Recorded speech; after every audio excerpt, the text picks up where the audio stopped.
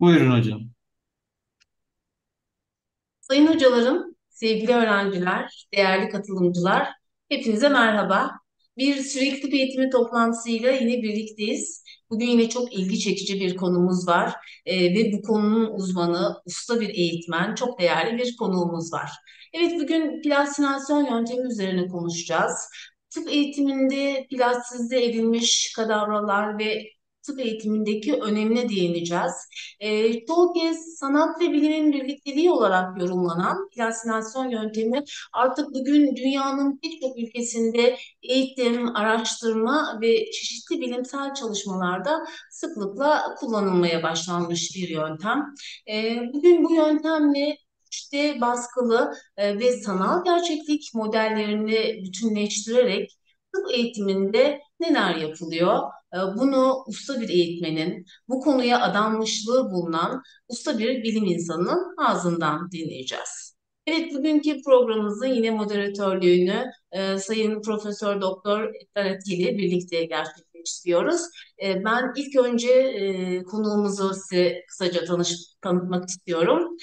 Doktor Fevzi Elnadi bugün bizlerle. Doktor Fevzi Elnadi, Virginia Tech bünyesindeki Virginia Maryland Veteriner Fakültesi'nde anatomi ve embriyoloji alanında uzmanlaşmış doçent olarak görev yapmakta.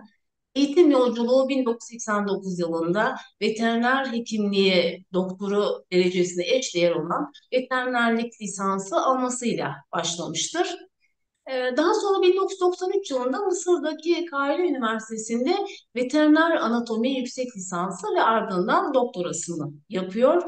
Doktor Elnadi 1996'dan 99'a kadar Virginia Maryland Veteriner Fakültesi'nde misafir araştırmacı olarak bulunmuştur.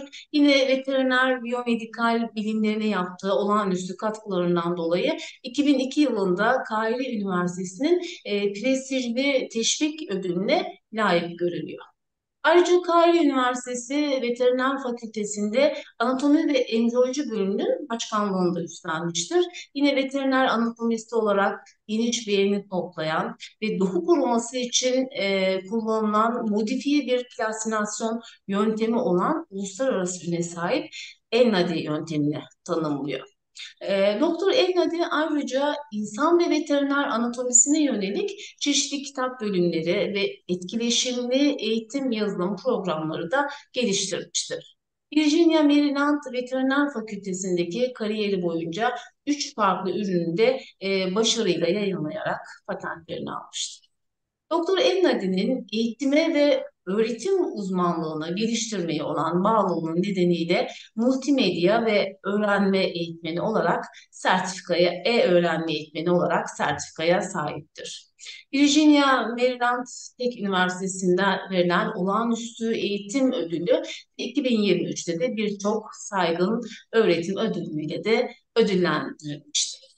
Evet, ben şimdi kısacık da daha önceki programlarımızı izlemeyen arkadaşlarımız için de Profesör Abdülhatin'in akademik geçmişinden çok kısacık bahsetmek istiyorum. Profesör Abdülhatin farklı ülkelerdeki çeşitli tanınmış kurumlarda prestijli görevlerde bulunmuştur. Halen Ocak 2018'den itibaren Erzurum Atatürk Üniversitesi Tıp Fakültesi Farmakoloji Anabilim dalında yabancı profesör olarak görev yapmaktadır. Başlıca araştırma alanları gıda bilimi ve teknolojisi konusunda olup özellikle de ksenobiyotik analizlerine odaklanmaktadır. Yine WHO tarafından 2017 ve 2017'den 2027'ye kadar gıda katkı maddeleri ortak uzman listesi uzman komitesinin bir üyesi olarak atanmıştır. Prestijli dergilerde yayınlanmış 462'den fazla makalesi bulunmakta ve güncel H indeksi 42. Yine Stanford Üniversitesi'nin 2020-23 yılları için derlediği listeye göre kendi alanındaki bilim insanlarının ilk %2'si içindedir. Evet, bugün bu iki bilim insanıyla bir arada olmaktan yine çok mutluyum. Evet, welcome to Dr. Elnadi. We are very happy to have you as our guest today. Yes, Abdülhati, you have to say, please go ahead. I thank you. And after Sibylle Fauzi, I cannot say anything. She already said everything about you in Turkey. And just like I want to highlight that you are the founder of a new technique, which is already like registered under your name, which is in the technology or technique. So, and I think that today you are going to talk other technique. So welcome, Fauzi, and this is now your turn to share your screen, and we are happy and listen presentation. Thank you. Thank you so much for inviting me to and giving me this opportunity to speak today and share what I have here with you. So let us share the screen.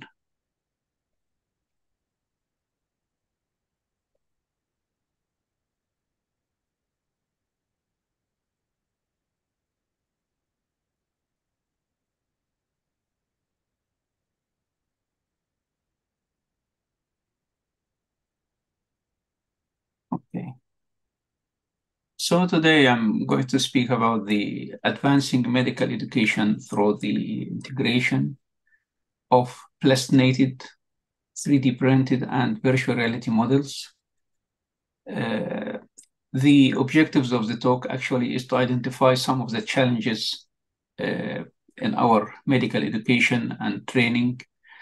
And also, we are not going to display only the challenges, but we will put some solutions for it. I'm going to identify what is meant by plastination and how it is performed as a process.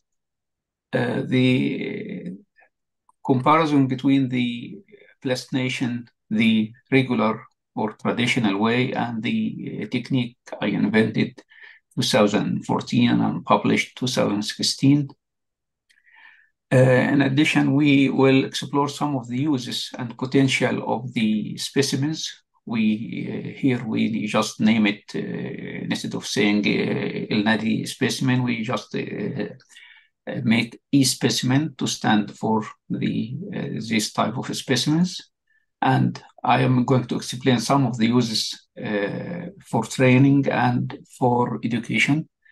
In addition, I'm going to give a brief hint about the 3D printed models that I know many colleges here in Turkey use it and publish a lot of papers about 3D printed models, especially in the medical field.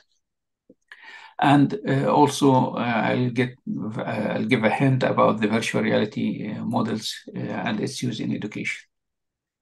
So let us first start to speak about the challenges which face the medical education, either in the human medicine or veterinary medicine. First, there is a lack of human cadavers. All over the world, we don't have human cadavers. There is a lack of it. It is hard to get a body to dissect, either for human or for animals. In animals, of course, we try to stick to the ethically used animals. We don't kill an animal for dissection. This is not appropriate. We can get these animals from ethically sourced, like animal who die to hopeless disease or something that cannot be treated, or an accident or similar like this, or these are ethically sourced. But still, this is a problem to find such type of animals. So we really have a problem to have these animals for dissection or for training. So we have to get some alternatives to solve these challenges. In the beginning, in the past, we used formalin to preserve the specimens in jars or in tanks, and the formalin is known for its hazards effects on the health and on the students. As soon as they enter the anatomy lab, they will cry from the smell.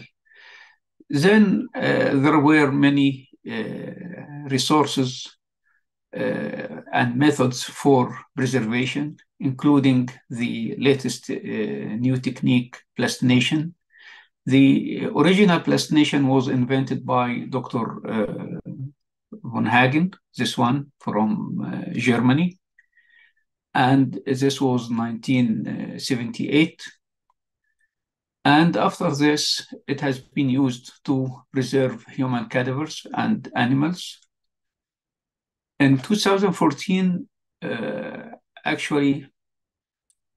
before 2014, when I did my PhD in the US, I learned how to do plastination. This is me doing the regular, traditional, or classical plastination. And plastination, in short, is you bring a live tissue, or not, real tissue, not live, it is real, from a real cadaver, and you convert it to some sort of plastic. How you do this? Through different steps. The first step is fixation using formalin. You take the specimen and you put it in formalin or inject it with formalin. You embalm it to denaturate the protein, and so it will not putrefy.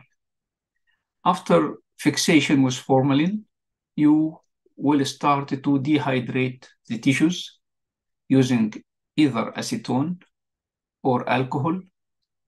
The acetone or alcohol will withdraw the water from the cells and from the interstitial spaces, and then the tissue is now dehydrated using this acetone. In this image, we used the specimens inside these buckets, and they are located in deep freezer, and this is the acetone in this bucket. So we keep them in acetone until complete dehydration. Then we take these tissues or organs from acetone and we put them in silicone tanks like these ones. These are filled with rubber silicone. The silicone polymer is not known, the chemical structure. There are specific companies who sell this silicone. And this process of silicone impregnation is done under vacuum. So there is a vacuum, these pumping machines create vacuum here in this silicone tanks, which will allow the silicone to be withdrawn and replace the acetone inside the tissues. And the final step for the plastination is curing. And curing means the hardening for the tissues. This is called gas curing. There are different methods, mostly the gas curing is the main one.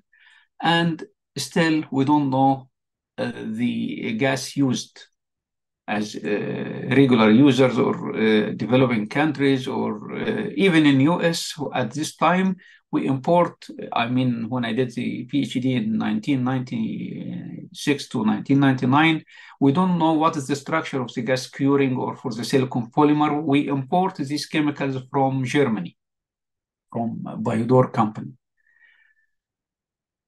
As you can see in this slide, there are vacuum pumps, there are deep freezers, there are some tanks filled with unknown material, either rubber silicone or gas curing S6, and the silicone is S3, just symbols or letters, but we don't know the real structure. When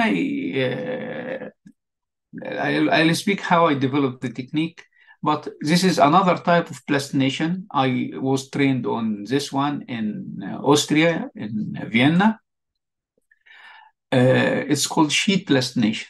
Still, the regular plastination, where you make sections of the cadaver, either human body or animals. When I get back to Cairo after my PhD, they liked the specimens, the plastinated specimens, and they asked me, okay, do this for us. Okay, if you wanted to do it, we need these chemicals to be imported from Germany. And in Cairo, we don't have this money. However, in some other colleges in the medical school, not in the vet school, we're able to have a plastination lab, and we imported the equipments, the deep freezers, the vacuum pumps, and everything, and the chemicals. For all the lab was imported from Germany. And another lab also was established in another university in south of Egypt, Asyut University, and I helped them to establish this plastination lab.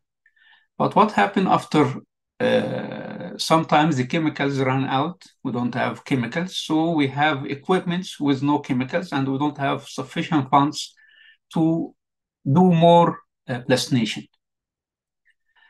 Then I started to think of what we are missing. How can I do this without these restrictions, especially in my original college in Cairo? So I come up with the El-Nadi technique, which some papers right now mention or describe it as the soft plastination. The steps of the El-Nadi technique are the same as regular plastination. It includes fixation with formalin as the first step, and the dehydration with acetone as the second step. This is no difference. However, dehydration, it can be done at room temperature. I don't need at all to have a deep freezer. Okay, this is number one. The important step, which is the third step, which is impregnation in polymer, I use the glycerin. Glycerin is the magic for my technique because glycerin has a high penetrating power and it will penetrate into the tissues without any vacuum pumps, without any cooling, without any deep freezer. So I just immerse the specimens. This is a dog cadaver with some hearts in glycerin. Sometimes they float on the surface. These specimens float, so I have to put heavy stuff like this or glass or anything to immerse these specimens into the glycerin. I leave the specimens inside the glycerin for some time. This is this barrel or drum of I think 55 gallons of glycerin, vegetable glycerin, and the final step is curing. I used cornstarch to cure and to make the surface not sticky for the specimens. I can either put, this is a stomach of a horse, you can clean it from or drain it from the glycerin by wipes, or you put it in a cloth bag and tie the cloth bag, then immerse and rub it with cornstarch, or even you can put it directly without cloth bag in the starch. This is the El-Nadi technique. So as you can see, we didn't use any equipments. This is a limb of a horse covered with cornstarch. This is a newly born goat, also was in a cloth bag after being in cornstarch. Now I take it off. And these are some organs, I think some brains inside and some eyes inside this cloth bag. So this is the El-Nadi technique. So what are these advantages? The advantages, first, it is a very simple technique. You just put in acetone and take it from acetone, put it in glycerin, and cure with cornstarch. No need to have special equipments. You don't need vacuum pumps. You don't need deep freezers. It can be totally done at room temperature. More flexible specimens, and this is the important thing. The end result even is better than the regular plastination. You will have soft plastination. You will have specimens that are soft, flexible, durable. How long it will last? I say lifetime warranty. It will last forever. I have specimens since 2014. Up till now, they are in a very good conditions. There are some universities here in California, they have published a paper that for neuroanatomy or neurosurgery, they used the technique and they said the specimens have been 5 years now and they are in a very good condition. And of course, it is cheaper because glycerin is available, acetone is available, and we don't import, even I'm speaking here about developing countries, they can find these chemicals locally, they don't need to import it, and there is no equipment required. The developed specimens also can be stained in various colors, can be stained. This also something better and not present in the regular plastination methods. And the other advantage is the tremendous potential for training. These specimens have great potential for training, as we can see. In the teaching, the potentials for the specimens, in teaching and related disciplines, all biological tissues can be preserved, either normal or pathological specimens. We have many pathological specimens in Virginia Tech here in the college for tumors, for cysts, for many conditions which sometimes are rare to find. So we have them available as e-specimens.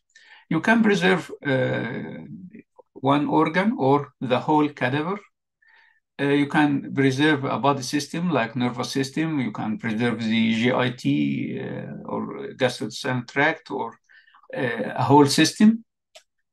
Also, some clinical cases have been preserved. For example, a dog with a diaphragmatic hernia with the viscera inside the thorax. This also is another use.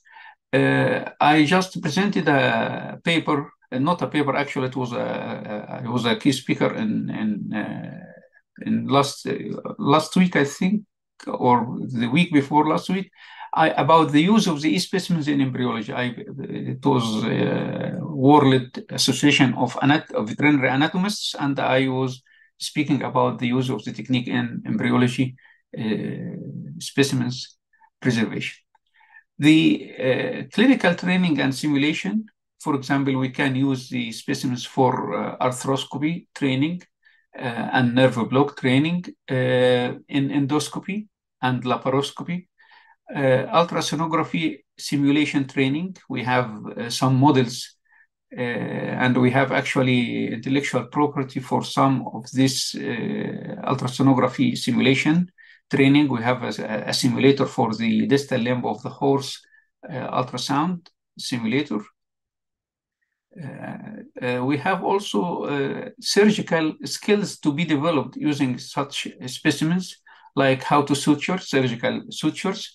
Okay, we can bring anything and use it for suturing. Yes, this is correct, but here we provide the different layers of the abdominal wall, the skin, the muscles, the fascia, the peritoneum, so the student can feel the resistance of each layer and how he can suture it using these specimens. The can be also used for training on how to do intestinal anastomosis and many other things. The intravenous injections and blood withdrawal. We have a professor from China visited the college, and he used the specimens to train us on acupuncture, and it was very successful. We did a survey by the end of the workshop, and the students love it. Also, we have some models for training on dystocia. We have some here, and we have 2 or 3 in Cairo, vet school. Now I'm going to show you some of the examples of the e-specimens. This is the group of specimens which I displayed and published when I published the technique in 2016, showing this is a heart of a horse with the pericardium, this one, and this is a sagittal section in the heart. Here is the stomach of a horse. Here is the interior of this stomach. Here is the GIT of a horse with the jejunum and the colon. This is the chicken. This is part of the reticulum of the cow. This is the diaphragm. Many specimens, rumen. This is a cat, viscera, and this is newly born goat, the omasum. All of this cross-section of the distal limb of a horse, all of these are specimens that we can preserve this head of a horse. So the technique is suitable for hollow organs, for viscera, for musculoskeletal organs, as we can see. This is also still some brain specimens. This is a horse brain. This is a human brain. And this is a horse sagittal section and the penis and the hoof. All of these are different specimens preserved. I did some specimens also for the Giza Zoo while I was in Cairo. This is a lizard. This I did in Tufts, Massachusetts, in the vet school there. This is a limb of a dog. Here you can see you have the skin, you have the everything, so you can identify, okay, what is here from outside, what do you expect here? You can reveal the skin to see what is underneath. So it is helpful for surgeons or any practitioner. This specimen is conjoined buffalo twins. It is preserved and it is present in the vet school in Cairo in the museum. And also not only the outside, we have this cut to show the interior of the you see, and also there is another layer under this one where you can see the viscera. These twins share one liver, one diaphragm, and a part of the stomach of one of them is inside the thorax of the body.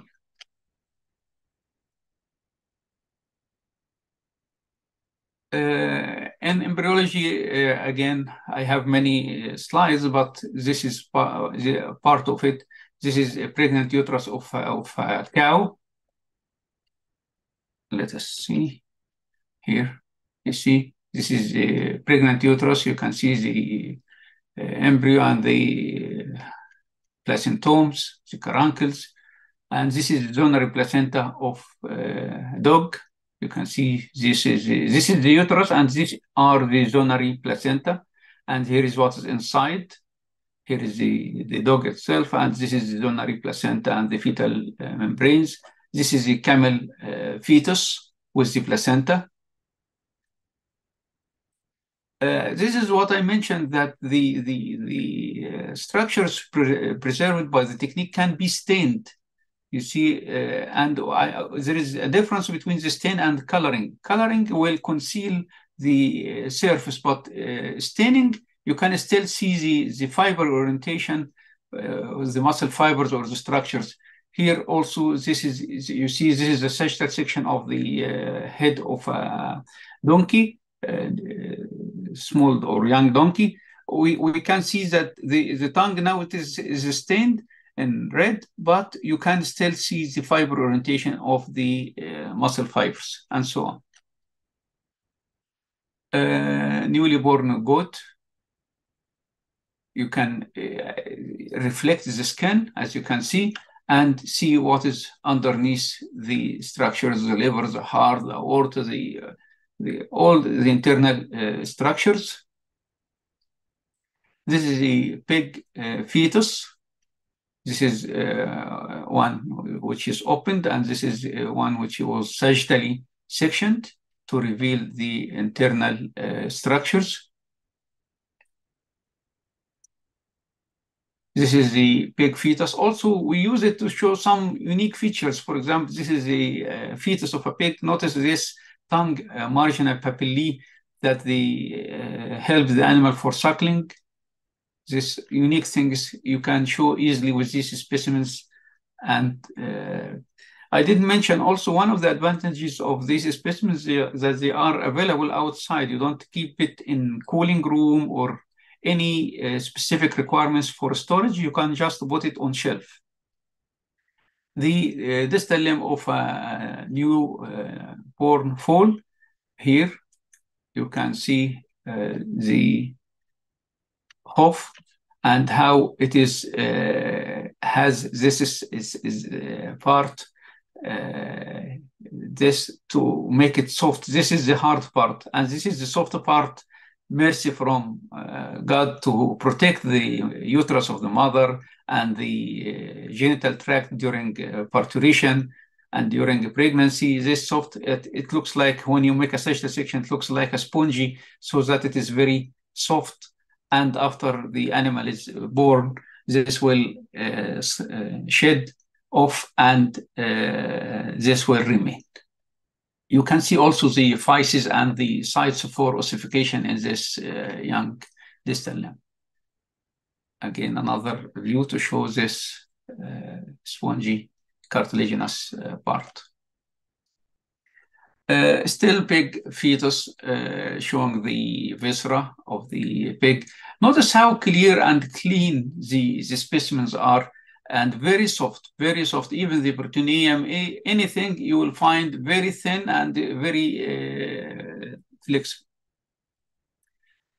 Also, we use these specimens to show some of the anatomical, embryological structures that probably sometimes difficult to show, like the fetal circulation, the umbilical vein, the umbilical arteries, the development of the urinary bladder, the urachus, all of this, and what is connected to its clinically significance is important to understand. In addition, also, we use it for explaining some of the development, for example, descent of the testicle. Here we have the inguinal canal, and showing the spermatic cord and the testicle of the pig, how it is dragged into the scrotum by this number 7, which is the guide of the testis called the gubernaculum, to withdraw the testis into the scrotum from the abdomen. Some pathological specimens could be preserved. Also, this is I did when I was in Alabama in Tuskegee Vet School. This is a case of Diarrhea amitis, the heartworm, and you can see how the heart is highly invested with this worm, and this specimen is preserved so that the students can see it. This is for the plastination and the E-technique and how we use them for tissue preservation. And actually they have, I didn't give much attention to the potential for training, but it is used for training a lot in different things. Then also we speak about 3D printing and virtual reality in medical education. 3D printing is available all over the world. I saw a lot of papers actually published in Turkey, and very awesome ones. I liked it. And we have 3D printers actually in the vet school. We have 2. We just bought a third one. In addition to the university library also has a 3D printer unit, where the students or anyone have a model or has a model, he can just bring the file and ask us to print it for free for the student or the faculty. we printed a lot of specimens. But first, let us have a look how to make a 3D model for printing. The first option is to download a free model. There are some sites where you can download the STL file or OBJ file. This file, with this type of file, is the one used for printing the 3D model. Some sites like Sketchfab, this site provides some free models that you can download for free. Some of them, of course, are not free, but there are many also who are free. Also, there is another site called Cults 3D. Also, you can download some specimens, 3D files, I mean. You can filter by free. He brings you the free models. Once you have the STL file, you can just print it in using the 3D printer. The other option is to make it yourself. How to make a 3D model for printing, how to create the STL file or the OBJ file from scratch. You have the real bone, the real organ, the real structure. Then you start to scan it. Or you have MRI images or CT images or ultrasound images or any imaging modality. You can use these images to reconstruct them. You reconstruct the DICOM images, okay, of the MRI. This is the DICOM are the format of the images produced by these machines. Then the software can reconstruct these images, this sequence of images into a 3D object or 3D file. Then you take this STL file and ask for printing. And you print the 3D file either in-house, in your, in your facility, in the college, or you can ask a third party, any company online. You can send them the STL file and ask them to print it. Okay. You can print just for training or even for support or for simulation of something. Pre-surgery, for example, in surgery, orthopedic surgery, you wanted to know the size of the bone, or so you can reconstruct and make a model before the operation and to get ready for it in the accurate way and accurate measurements. Again, how to make a 3D model for, you can translate the 2D images into 3D. This is what we just mentioned, where we convert the DICOM images from the CT or MRI machines into, these are 2D into 3D. This can be done, again, using the software. The other way is to have 3D scanner.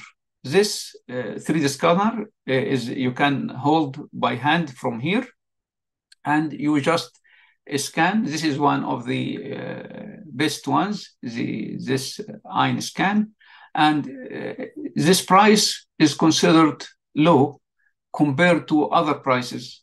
There are may reach up to $30,000. The good one may be about 5,000. This is still high, but this is the good one.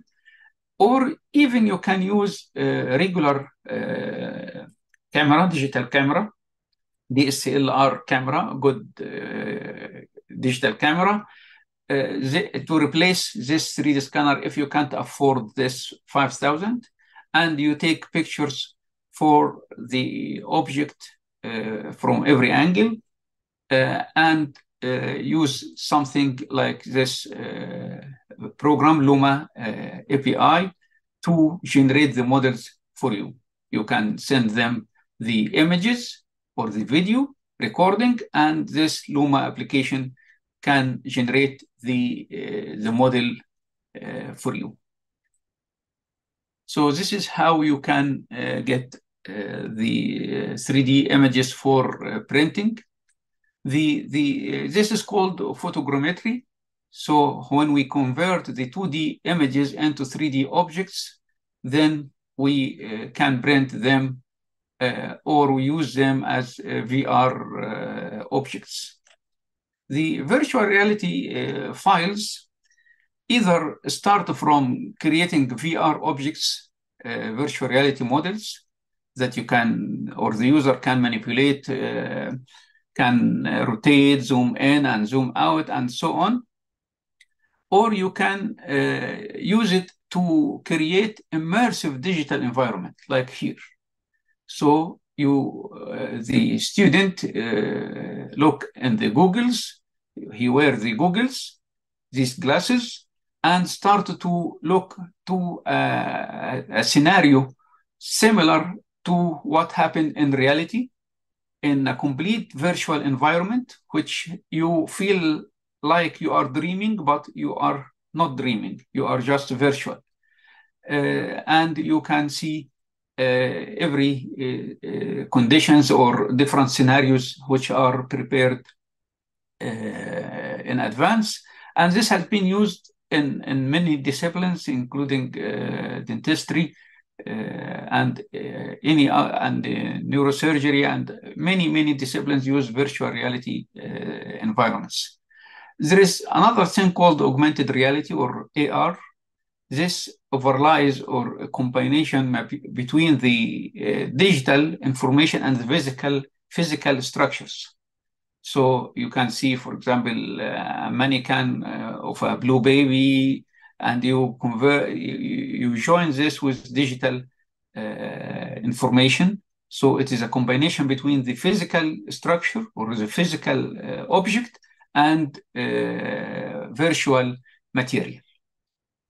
Both of them, we name them extended reality or XR. Extended reality is a term that refers to any technology that adds technological or digital elements to an interaction. So extended reality or XR is a combination of augmented reality, virtual reality, any technologies used for interaction and simulation can be called extended reality.